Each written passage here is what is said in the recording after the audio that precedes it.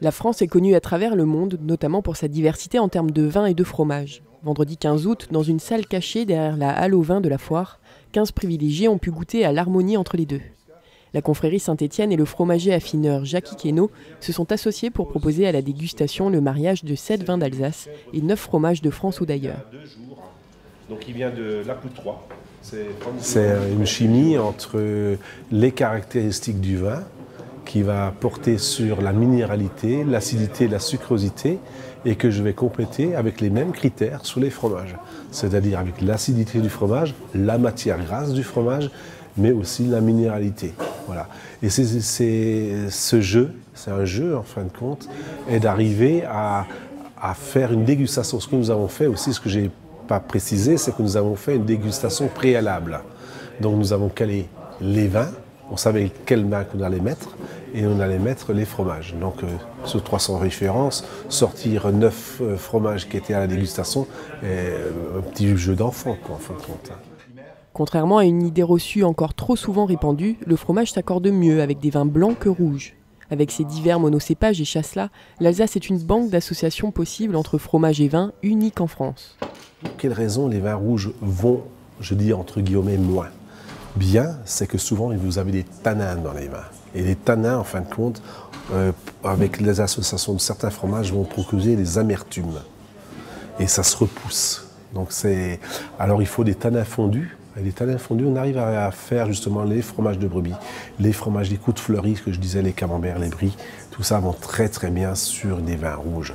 Mais si on regarde la diversité des fromages que nous avons, elle porte sur des pâtes pressées cuites, elle porte sur des sauces fraîches, on va aller sur des fromages de chèvre, on aura un panel qui sera beaucoup plus important, si vous voulez, dans la diversité, et c'est les vins blancs qui proposent le plus de diversité. En plus des explications sur la provenance des fromages, l'assistance a profité de conseils sur la manière de le couper, la quantité à déguster, pourquoi certains sont à pâte molle et d'autres dures. C'est-à-dire que je donne des conseils pratiques d'utilisation pour des gens, des consommateurs. C'est pratique parce que le fromage est un produit qui est cher. Est cher parce que la technologie est chère. Les techniciens qui font les fromages, ils veulent être rémunérés. Ils ont suivi des études et ainsi de suite. L'agriculteur qui fait un produit de qualité aura un lait qui est cher. Donc, le consommateur ne peut pas se permettre le luxe de jeter un produit cher. On est dans un contexte économique qui est difficile. Donc, pour ceux qui arrivent à présenter l'excellence du produit, il faut savoir le mode d'emploi pour consommer du produit qui leur apporte quelque chose, mais qui leur apporte à bon escient, à bonne proportion. Voilà. Sinon, on part à du grand n'importe quoi et on ne respecte pas, d'une part, celui qui l'a produit et le produit lui-même, sa finalité. Ça, c'est un aspect un petit peu philosophique, mais que je ne perdrai jamais de vue, quoi. Vin et fromage sont source de fierté nationale et pourtant tous deux doivent lutter contre ceux qui les décrient pour de mauvaises raisons. Lors de cette dégustation, la lutte contre les dérives s'est faite par la proposition de produits d'exception. Les similitudes, on les a un petit peu, je vous ai expliqué sur les acidités, les minéralités, c'est un langage commun. Mais on a l'alcool d'un côté, quand on le surconsomme ou quand on prend des alcools aussi de mauvaise qualité, on n'a plus les perceptions, les papilles sont complètement brûlées.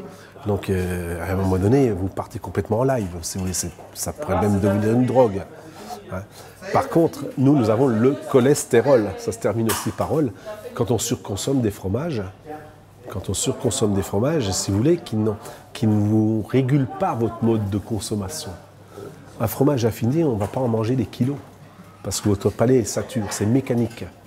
Donc vous ne pouvez pas plus. Donc à un moment donné,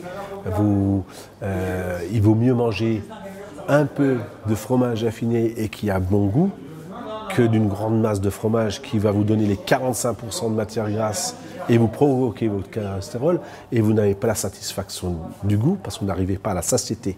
Il faut arriver à une satiété. Et avec des fromages affinés et avec des vins de qualité, on arrive vite à une satiété.